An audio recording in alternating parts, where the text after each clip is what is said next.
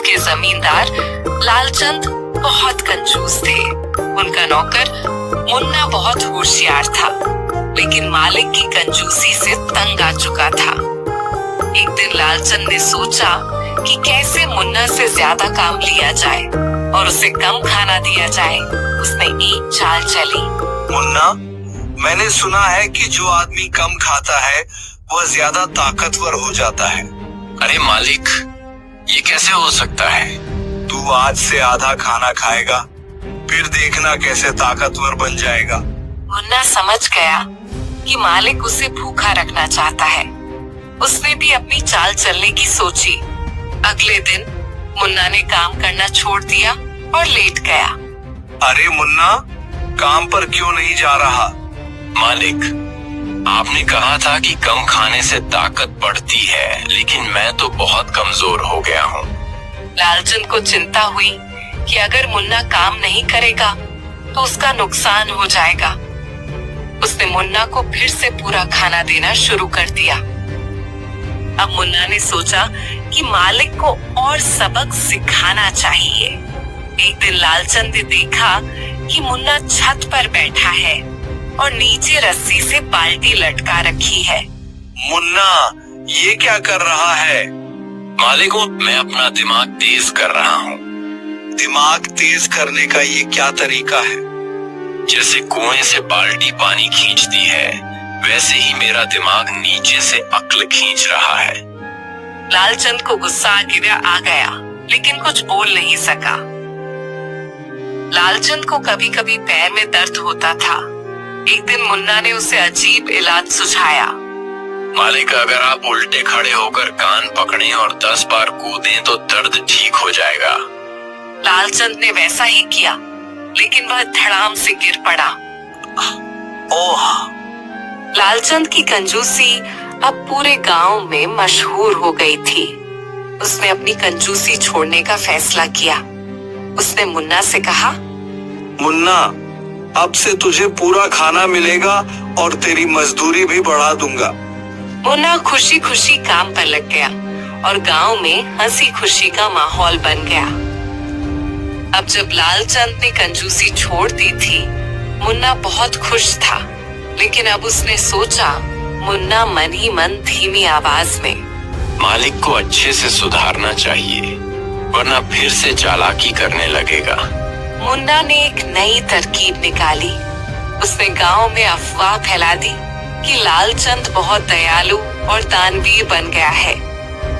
अब गांव वाले उसकी हवेली पर पहुंचने लगे। ओहो, लालचंद काका, हमें सुना है कि अब आप गरीबों की मदद करते हैं।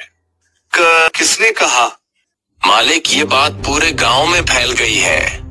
गांव वाले पीछे हटने को तैयार नहीं थे। लालचंद को मजबूरी में सबको थोड़ा थोड़ा अनाज और पैसे देने पड़े। कुछ दिनों बाद लालचंद से रहा नहीं गया। वह फिर से अपने पुराने कंजूस अंदाज में आ गया और खर्चा कम करने की नई तरकीबें सोचने लगा।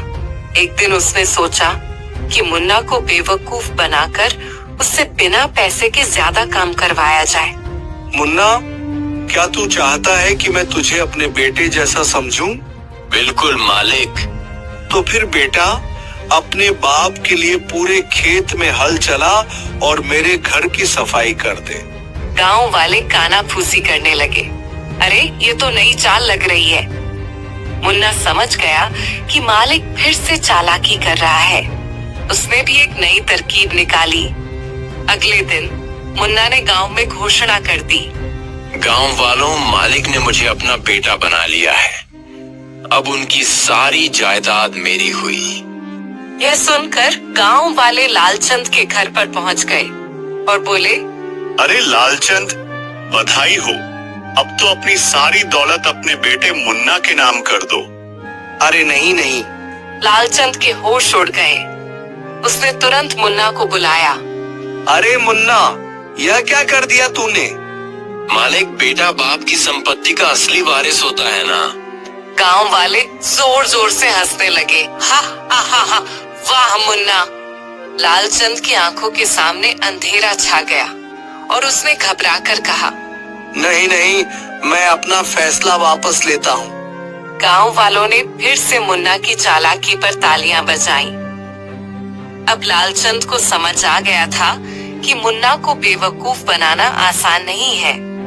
एक दिन उसने गुस्से में कह दिया, अगर मैं तुझसे चालाकी में हार गया तो मैं खुद नौकर बन जाऊंगा।